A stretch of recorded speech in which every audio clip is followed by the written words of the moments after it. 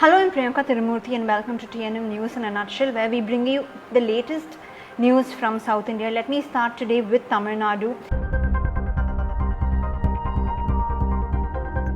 Most important piece of news coming from the state, of course, is the question mark if VK Sashikala, the former aide of former Chief Minister Jayalalitha, will see an early release. We know that her legal counsel has already approached the court to pay the fine of rupees 10 crore that had to be paid along with her conviction in the disproportionate assets case. So they have approached the court and they have had arguments in the open court regarding the payment itself. So the big question now is whether Sashikala will be released even earlier than January as earlier speculated. So that is the question as far as Tamil Nadu is concerned. The next piece of news, of course, is the fact that there has been another alleged custodial violence in the state. On November 4, a man had died in the Virudachalam police's custody, and according to his family, Selva Murugan was actually tortured to death. That is the allegation that they took to the High Court, and they have asked for a re-post-mortem of his body to the court. Today the court has told the magistrate of Virudachalam to look into this case and see whether a re-post-mortem should be ordered. The public prosecutor who represented the state, however, claimed that the doctor who initially conducted the post-mortem did not find any injuries, external injuries on the body, but the wife of Selva Murugan and his relatives have alleged that when they actually went to the autopsy to the government hospital where the post-mortem was conducted and checked his body, they found several wounds is what their allegations is. They said that he was illegally detained by the police and they had kept him with them for a long time. And then the next piece of news, of course, is coming in from Kerala. The Kerala Vigilance and Anti-Corruption Bureau has arrested VK Abraham Kunju, IUML legislator, in connection with the Palaruvattum flyover scam. So vigilance officials first went to his residence in Ernakulam district to arrest him, and when they couldn't find him there, they found that he is admitted to a hospital. They went there and registered the arrest. This is in fact the MLA is the fifth accused in the case. The four others have already got bail, and he is the second IUML MLA to get arrested in November itself. The other one was Manjeshwar MLA MC Kamaruddin, who was arrested for a cheating case in a scam related to a jewelry scheme that he ran. 100 people had actually filed complaints against him.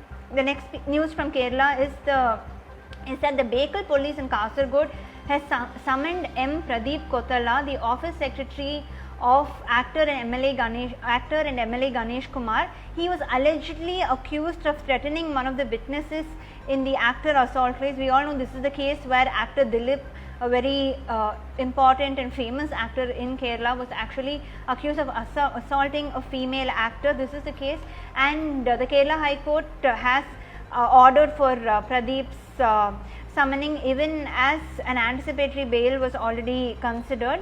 And also, according to the Hindu, the court has orally directed the police that this arrest should not be registered, and he was directed to be present in the station.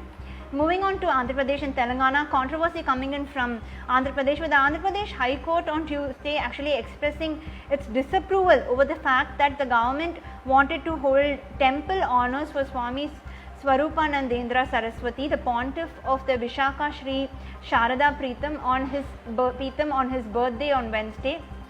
So the High Court was hearing PILs when they expressed their disappointment over this, and in fact there were complaints that came in from Hyderabad, Vijayawada and Tirupati against this decision to give him temple honors, objecting to this memo. And what the allegations against the government from the TDP was that, number one, you can't use government money to actually carry out such activities, and it was misuse of government power.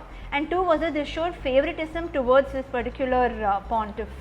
And the other news coming in from this state, of course, is the fact that jailed poet Varavara Rao, the court has said, the Bombay High Court has said that he should be admitted to the Nanavati hospital for 15 days and should be given treatment and should not be discharged without informing the court. And also the court has said that his relatives can visit him during this period. Of course, there has been a raging debate everywhere on social media and on mainstream media regarding the fact that Varavara Rao remained in prison despite having serious medical conditions. In fact, the court observed that he was literally on his deathbed and was not being allowed to go to the hospital. The High Court further said that the state should bear the expenses in connection to his treatment. And finally, we move on to Karnataka. The important piece of news from Karnataka is that the cabinet on Wednesday approved the proposal to form the state's 31st district, Vijayanagara, which will be carved out of the Bellary district in the northern part of the state. This decision is a major boost for Forest Minister Anand Singh, who has championed the campaign for a new Vijayanagara district in the state. So that's the top news from the South Indian states. For larger stories, more important stories, you can log on to our website www.thenewsminute.com, and we will keep bringing you daily bulletins with the latest news from South India. For now, this is Priyanka Tirumurthy reporting from Chennai.